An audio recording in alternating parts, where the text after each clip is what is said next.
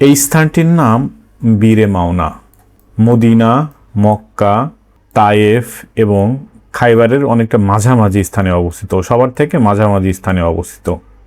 তো এখানে ৭০ জন সাহাবী, চতুর্থ হিজরিতে ৭০ জন সাহাবী শাহাদত বরণ করেছিলেন। তো যার কারণে এই স্থানটি ইসলামের ইতিহাসে একটি বিখ্যাত স্থান বলে পরিচিত। এখন আমরা জানব যে এই ৭০ জন সাহাবীর শাহাদতের পিছনের ঘটনা। চতুর্থ হিজরিতে নজদ অঞ্চলের একজন অধিবাসী নাম আবু বারা আমির ইবনে মালিক, উনি রাসূল সাল্লাল্লাহু আলাইহি সাল্লামের কাছে গিয়ে বলেন, ইয়া রাসূলুল্লাহ, আমাদের নজদ এলাকার লোকের এরকম ইসলাম সম্পর্কে তেমন কোনো ধারণা নাই। তো আপনি যদি কিছু সংখ্যক সাহাবী পাঠাইতেন যারা ইসলাম সম্পর্কে জ্ঞান রাখে, তাহলে তারা ওই অঞ্চলে গিয়ে দাওয়াত দিতে পারত, অর্থাৎ দাওয়াতি কার্যক্রম পরিচালনা করতে পারত। এবং আবু বারা আমির ইবনে মালিক উনি নিরাপত্তা নিশ্চয়তা প্রদান করেন যে তারা, যে সাহাবীরা নিরাপত্তায় থাকবে, ওখানে আমার নিরাপত্তায় থাকবে।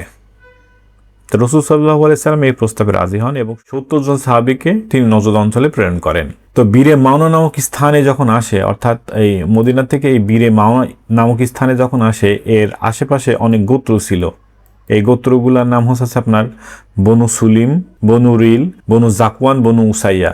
এই গোত্রের লোকজন এই সাহাবীদের উপরে আতর্কিত হামলা করে এবং ৭০ জন সাহাবীকে এখানে আপনার হত্যা করে। তো এই দলে একজন সাহাবী ছিল, নাম হচ্ছে হারাম ইবনে মিলহান রাদিয়াল্লাহু তাআলা আনহু। তো ওনাকে যখন হত্যা করা হয় তখন উনি বলেছিলেন, ফুস্তু ওয়া রাব্বুকাল কাবা, মানে কাবা শরীফের মালিকের কসম, আমি সফল হয়ে গেছি। তো রাসূল সাল্লাল্লাহু আলাইহি সাল্লামের কাছে যখন এই সংবাদ পৌঁছায় যে ৭০ জন সাহাবী শাহাদত বরণ করছে, তো রাসূল সাল্লাল্লাহু আলাইহি সাল্লাম মানে খুবই মর্মাহত হন এবং উনি ফজর সালাতে, প্রতিদিন ফজরের সালাতে টানা ১ মাস ওই অঞ্চলের ওই গোত্রগুলাদের উপরে বদদুয়া মানে তাই যে পর্যন্তই। দেখা হবে নেক্সট ভিডিওতে। আসসালামু আলাইকুম ওয়া রাহমাতুল্লাহ।